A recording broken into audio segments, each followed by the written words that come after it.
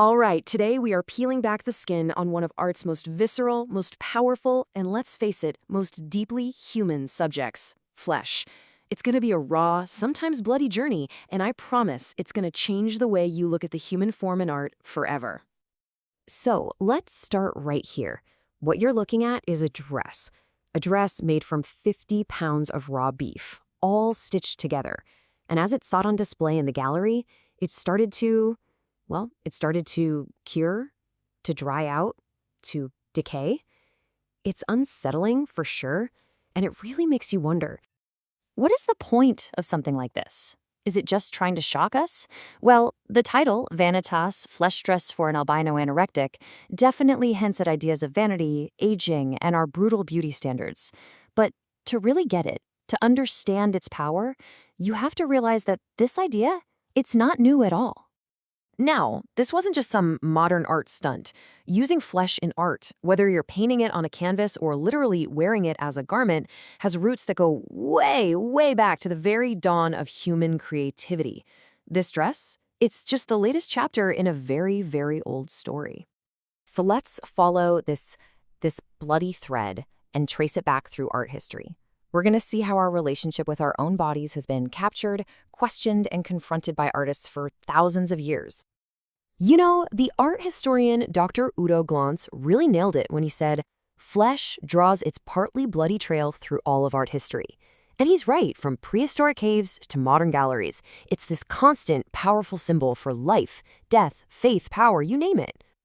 In the earliest forms of art, flesh wasn't just a subject. It was a symbol, absolutely loaded with meaning about survival and, well, the divine.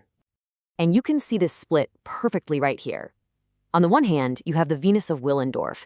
This is an incredible symbol of fertility, of life, of survival. But then you look over at Caravaggio's masterpiece. Here, flesh becomes the ultimate proof of the divine. Thomas has to literally touch the wound. The flesh itself is the evidence. It's the proof of faith. This complicated relationship is just woven right into the fabric of Western culture. I mean, the Bible is full of this great contradiction about flesh.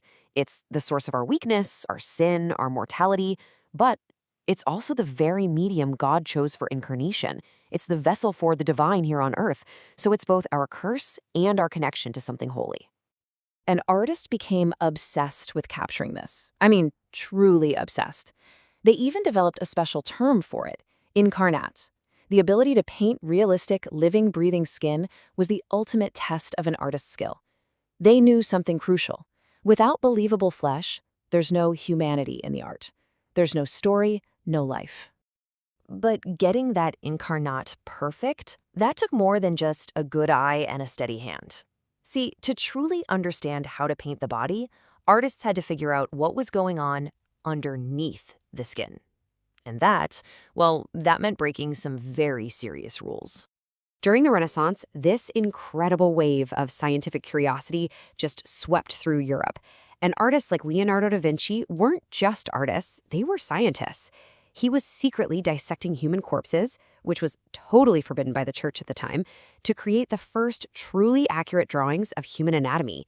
And he wasn't doing it for medicine, he was doing it for art. And all that new anatomical knowledge, it fundamentally changed art. The focus shifted from painting these idealized, perfect bodies to capturing the raw, vulnerable, mortal truth of what we're actually made of. You could suddenly see the weight, the sag, the real texture of skin. Which leads us to paintings like Rembrandt's The Slaughtered Ox. I mean, look at this. It's not just a slab of meat, right? It's a portrait.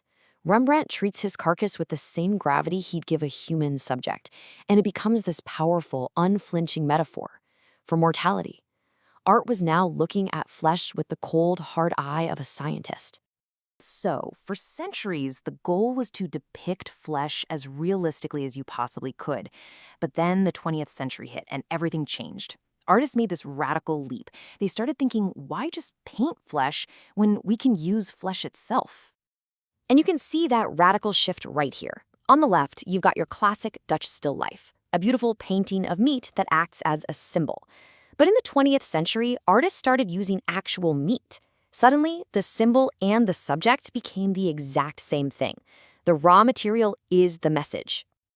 And artists got so creative with this idea. Take Dieter Roth's literature sausage. The guy literally shredded a novel, mixed the pages with lard and spices, and turned the book into an actual sausage.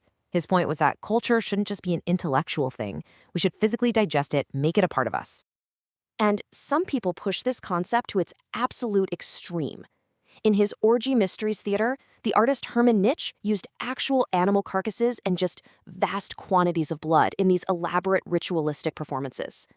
Now, this wasn't just for shock value. The goal was a total sensory overload, a primal experience to strip away all our modern detachment and force us to confront the raw foundational realities of myth, religion, life, and death.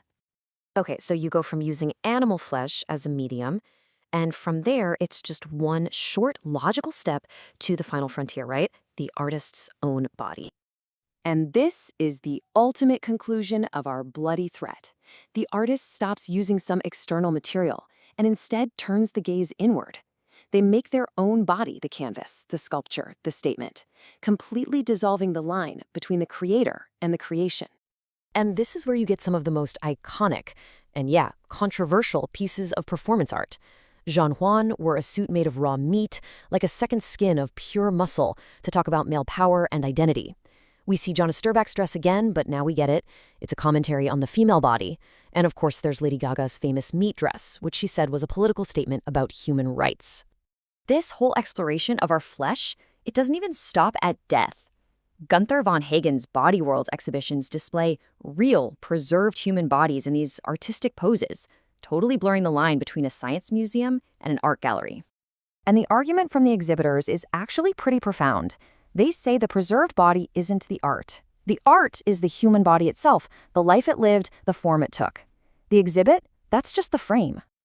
Which brings us right back to where we started, that shocking meat dress. We can see it for what it is now, can't we? It's the latest point on this long, continuous line. Through all of history, flesh has been a symbol of life, proof of faith, a subject for science, and finally, the actual raw material of creation itself. And that leaves us with one last kind of wild thought. If our very bodies can be art, if our own flesh can be a medium, what really separates the life we live from the art we create?